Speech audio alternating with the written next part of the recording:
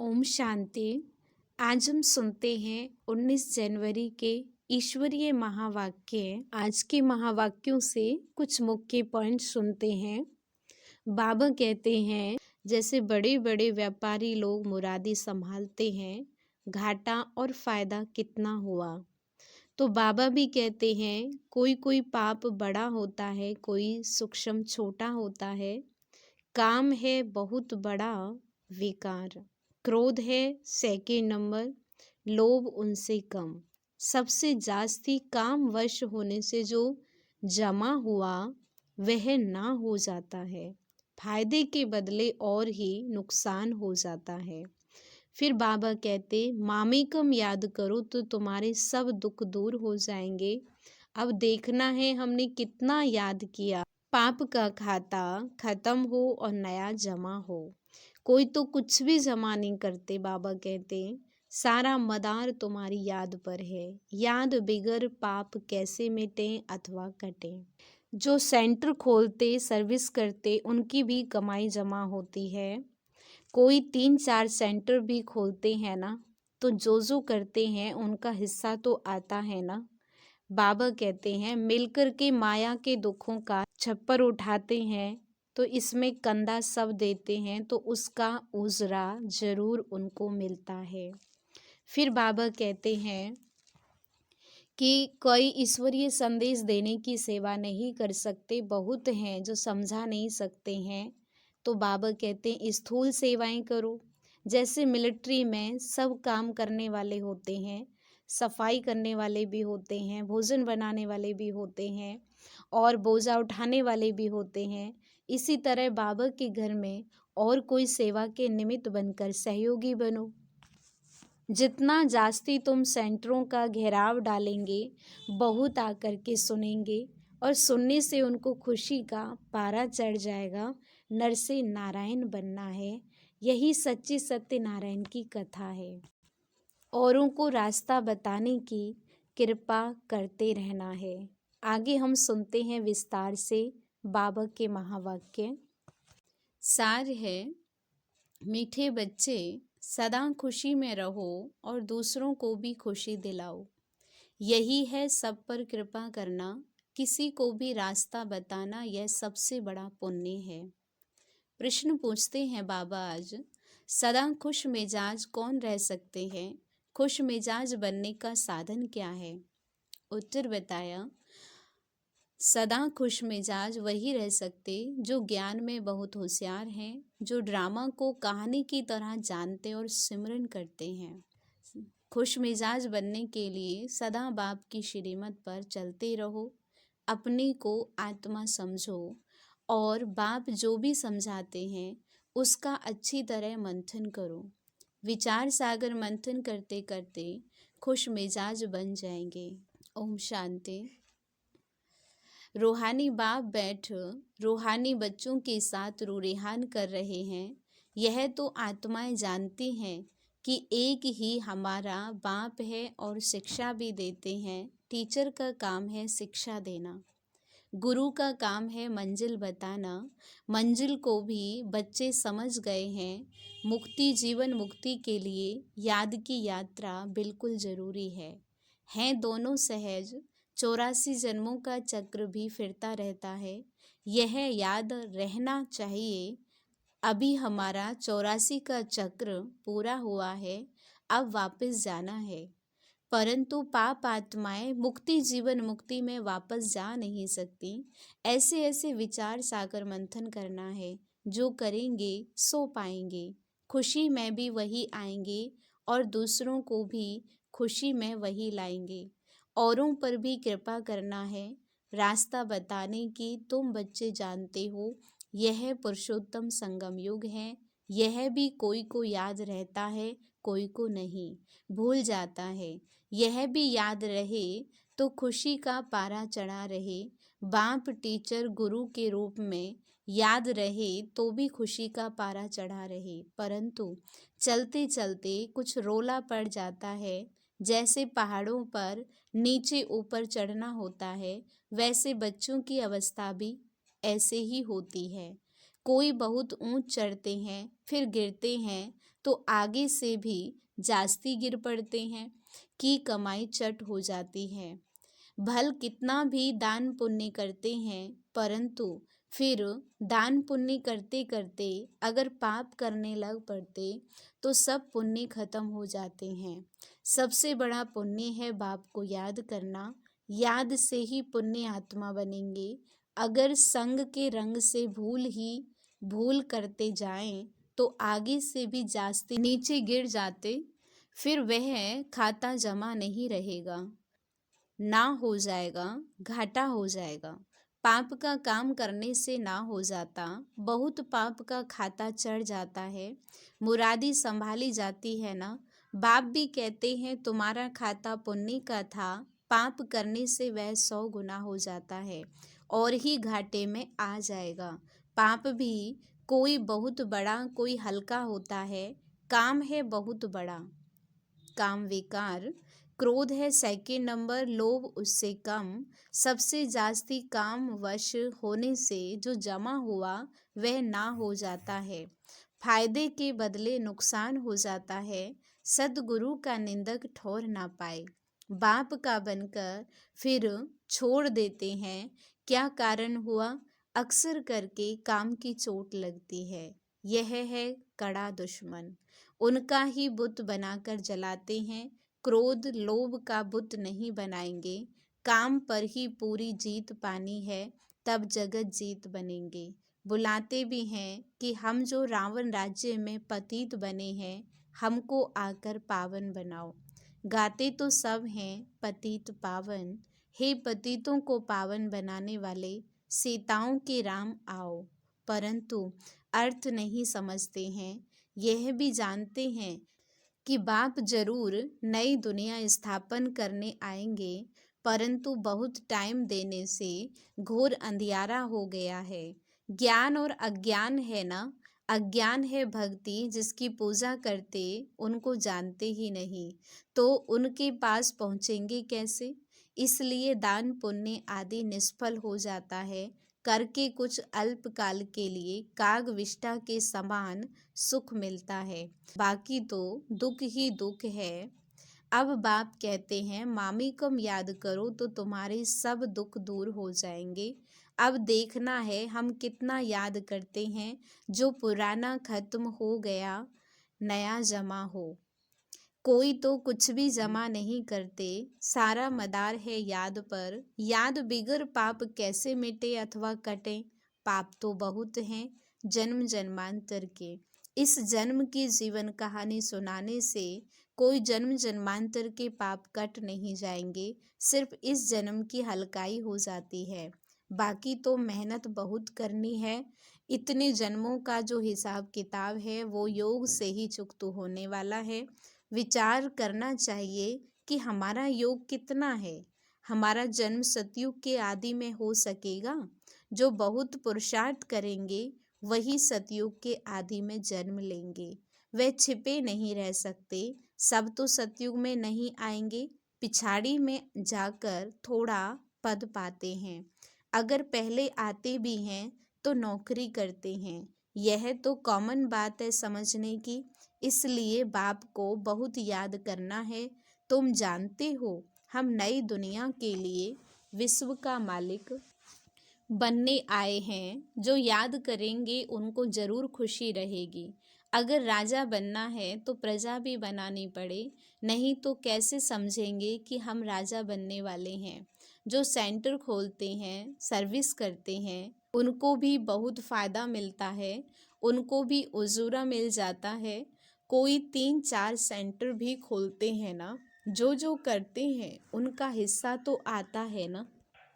मिलकर माया के दुख का छप्पर उठाते हैं तो इसमें कंधा सब देते हैं, तो सबको उजूरा मिलता है। जो बहुतों को रास्ता बताते हैं, जितनी मेहनत करते हैं उतना ऊंच पद पाते हैं, उनको खुशी बहुत होती है। दिल जानती है हमने जितनों को रास्ता बताया है, दिल जानती है हमने कितनों को रास्ता बताया है, कितनों का उद्धार किया है। सब कुछ करने का समय तो यही है। खान पान तो सबको मिलता ही है, कोई तो कुछ भी काम नहीं करते हैं। जैसे मम्मा ने कितनी सर्विस की, सर्विस से उनका बहुत कल्याण हो गया। इसमें भी सर्विस बहुत चाहिए। योग की भी सर्विस है ना, कितने डीप डायरेक्शन मिलते रहते हैं। अभी तो आगे चलकर क्या क्या पॉइंट्स निकलेंगे। दिन प्रतिदिन उन्नति होती जाएगी, नई नई पॉइंट्स निकलेंगी। जो सर्विस में तत्पर रहते हैं वह झट पकड़ लेते हैं, जो सर्विस नहीं करते उनकी बुद्धि में कुछ बैठेगा नहीं। बिंदी रूप कैसे समझें, तुम कोई से पूछो। आत्मा कितनी बड़ी है, आत्मा का देश काल बताओ तो कभी नहीं बता सकेंगे। मनुष्य परमात्मा का नाम देश रूप काल पूछते हैं, तुम आत्मा का पूछो तो मूंझ जाएंगे। किसको भी मालूम नहीं है। आत्मा इतनी छोटी बिंदी, उसमें इतना सारा पार्ट भरा हुआ है। यहाँ भी बहुत हैं जो आत्मा परमात्मा को जानते ही नहीं। सिर्फ विकारों का संन्यास किया है, वह भी कमाल है। सन्यासियों का धर्म अलग है, यह ज्ञान तुम्हारे लिए है। बाप समझाते हैं, तुम पवित्र थे, फिर अपवित्र बने, अब फिर पवित्र बनना है। तुम ही 84 का चक्र लगाते हो। दुनिया में जरा भी इन बातों को नहीं जानते। ज्ञान अलग, भक्ति अलग है। ज्ञान चढ़ाता है, भक्ति गिराती है। तो रात दिन का फर्क है। मनुष्य भल कितना भी अपने को वेदों शास्त्रों की अथॉरिटी समझते हैं, परंतु जानते कुछ नहीं। तुमको भी अभी मालूम पड़ा है, तुम्हारे में भी नंबरवार हैं। भूलने के कारण ही खुशी गुम होती है, नहीं तो अथाह खुशी होनी चाहिए। बाबा से तुमको यह वर्षा मिल रहा है। बाबा साक्षात्कार करा देते हैं, परंतु साक्षात्कार किया श्रीमत पर नहीं चले तो फायदा ही क्या। बाप को दुख में सिमरन करते हैं, बाप को कहते हैं लिबरेटर, हे राम हे प्रभु कहते हैं, परंतु वह कौन है जानते नहीं। भक्ति में कोई ऐसे नहीं कहते कि अपने को आत्मा समझ बाप को याद करो, बिल्कुल नहीं। अगर कहते होते तो परंपरा चला आता। भक्ति तो चली आती है ना। भक्ति अथाह है, ज्ञान है एक। मनुष्य समझते हैं भक्ति से भगवान मिलेगा, परंतु कैसे कब यह नहीं जानते। भक्ति कब शुरू होती है, कौन जास्ती भक्ति करते हैं, यह कोई नहीं जानते। क्या इतना 40,000 वर्ष और भक्ति करते रहेंगे। एक तरफ मनुष्य भक्ति कर रहे हैं, दूसरी तरफ तुम ज्ञान पा रहे हो। मनुष्यों से कितना माथा मारना पड़ता है। इतनी प्रदर्शनी करते हो, फिर भी निकलते कोटों में कोई है। कितनों को आप समान बनाकर ले आते हैं। सच्चे सच्चे ब्राह्मण कितने हैं, यह हिसाब अभी निकाल नहीं सकते। बहुत झूठे बच्चे भी हैं। ब्राह्मण लोग कथा सुनाते हैं, बाबा गीता की कथा सुनाते हैं, तुम भी सुनाते हो। यथा बाबा तथा बच्चे, बच्चों का भी काम है सच्ची सच्ची गीता सुनाना। शास्त्र तो सबके हैं, वास्तव में जो भी शास्त्र आदि हैं वह सब हैं भक्ति मार्ग के। ज्ञान का पुस्तक एक ही गीता है। गीता है माई बाप, बाप ही आकर सबकी सद्गति करते हैं। मनुष्य फिर ऐसे बाप की ही गिलानी करते हैं। शिव बाबा की जयंती है हीरे तुल्य। ऊंचे से ऊंच भगवान ही सद्गति दाता है, बाकी और किसी की महिमा कैसे हो सकती है। देवताओं की महिमा करते हैं, परंतु देवता बनाने वाला एक बाप ही है। हमारा कंस्ट्रक्शन भी होता है तो डिस्ट्रक्शन भी होता है। बाबा कहते बहुत हैं जो कुछ समझा नहीं सकते, तो स्थूल काम करो, स्थूल सेवाओं में हाथ सहयोगी बनो, हाथ बटाओ। मिलिट्री में सब काम करने वाले होते हैं। कहा भी जाता है पढ़े के आगे अनपढ़े को भरी ढोनी पड़े। मम्मा बाबा जो करते हैं उनसे सीखो। तुम भी समझ सकते हो। अनन्य बच्चे कौन हैं बाबा से पूछेंगे तो बाबा भी नाम बताएंगे कि फलाने को फॉलो करो। जो सर्विसेबल नहीं वह औरों को क्या सिखलाएंगे, वह तो और ही टाइम वेस्ट कर देंगे। बाबा समझाते हैं, अपनी उन्नति करना चाहते हो तो यहाँ कर सकते हो। चित्र रखे हैं, हमने 84 जन्म कैसे लिए यह अब समझा है तो दूसरों को समझाओ। कितना सहज है, यह बनना है। कल इनकी भक्ति करते थे, आज नहीं, नॉलेज मिल गई।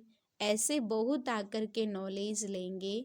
जितना तुम सेंटरों का जास्ती घेराव डालेंगे तो बहुत आकर के समझेंगे। सुनने से उनको खुशी का पारा चढ़ जाएगा। नर से नारायण बनना है, सच्ची सत्यनारायण की कथा भी है। भक्ति से तो गिरते ही जाते हैं, उनको पता ही नहीं पड़ता ज्ञान क्या चीज़ है। तुमको बेहद का बाप यथार्थ समझाते हैं। बाबा कहते हैं, कल तुमको राजाई दी, फिर तुम्हारी राजाई कहाँ गई यह तो खुद जानते हैं। यह तो खेल है। एक ही बाप है जो सारे खेल का राज बताते हैं। हम कहते हैं, बाबा आप बांधेले हो ड्रामा में, आपको आना ही पड़े पति दुनिया पति शरीर में। ईश्वर की बहुत महिमा करते हैं। बच्चे कहेंगे, बाबा हमने आपको बुलाया तो आपको आना ही पड़ा हमारी सर्विस करने अथवा हमको पति से पावन बनाने। कल्प कल्प हमको सो देवता बनाकर आप चले जाते हो। यह जैसे एक कहानी है। जो होशियार हैं उन्हों के लिए तो एक कहानी है। तुम बच्चों को खुश मिजाज होना चाहिए। बाबा भी ड्रामा अनुसार सर्वेंट बना है। बाबा कहते हैं, मेरी मत पर चलो, अपने को आत्मा समझो, देह अभिमान छोड़ो, नई दुनिया में तुमको नया शरीर मिलेगा। बाप जो समझाते हैं उनको अच्छी तरह मंथन करो। बुद्धि से समझते हो हम आए हैं यह बनने के लिए। एम ऑब्जेक्ट सामने खड़ी है। भगवानुवाच, जो लोग भगवान को मनुष्य समझ लेते हैं या निराकार कहते हैं, तुम आत्माएं भी सब निराकारी हो। शरीर लेकर पार्ट बजाती हो, बाबा भी पार्ट बजाते हैं। जो अच्छी रीति सर्विस करेंगे उनको ही निश्चय होगा कि हम माला का दाना अवश्य बनेंगे। नर से नारायण बनना है। भगवान पढ़ाते हैं तो अच्छी तरह पढ़ना चाहिए, परंतु माया का अपोजिशन बहुत होता है। माया तूफान में लाती है। अच्छा, मीठे मीठे सिक्के लदे बच्चों प्रति माता पिता बाप दादा का याद प्यार और गुड मॉर्निंग। रूहानी बाप की रूहानी बच्चों को नमस्ते। हम रूहानी बच्चों की रूहानी बाप दादा को नमस्ते। शुक्रिया बाबा, शुक्रिया शुक्रिया। धारणा के लिए मुख्य पॉइंट्स। फर्स्ट पॉइंट है, विचार सागर मंथन कर अपार खुशी का अनुभव करना है। औरों को भी रास्ता बताने की कृपा करनी है। संग के रंग में आकर कोई भी पाप कर्म नहीं करना है। सेकंड है, माया के दुखों का छप्पर उठाने के लिए मिल करके कंधा देना है। सेंटर्स खोल अनेकों के कल्याण के निमित्त बनना है। वरदान है, अपने बोल की वैल्यू को समझ उसकी इकोनॉमी करने वाले महान आत्मा भव। जैसे महान आत्माओं को कहते हैं सतवचन महाराज, तो आपके बोल सदा सतवचन अर्थात कोई न कोई प्राप्ति कराने वाले वचन हो। ब्राह्मणों के मुख से कभी किसी को श्रापित करने वाले बोल नहीं निकलने चाहिए। इसलिए युक्ति युक्त बोलो और काम का बोलो। बोल की वैल्यू को समझो। शुभ शब्द सुख देने वाले शब्द बोलो। हंसी मजाक के बोल नहीं बोलो। बोल की इकोनॉमी करो तो महान आत्मा बन जाएंगे। स्लोगन है, यदि श्रीमत का हाथ सदा साथ है तो सारा ही युग हाथ में हाथ देकर चलते रहेंगे। अव्यक्ति साइलेंस द्वारा डबल लाइट फरिश्ता स्थिति का अनुभव करो। उसके लिए बाबा ने विस्तार से कुछ पॉइंट्स बताए, जैसे लाइट के कनेक्शन से बड़ी बड़ी मशीनरी चलती हैं। आप सभी हर कर्म करते कनेक्शन के आधार से स्वयं भी डबल लाइट बन चलते रहो। जहाँ डबल लाइट की स्थिति है वहाँ मेहनत और मुश्किल शब्द समाप्त हो जाता है।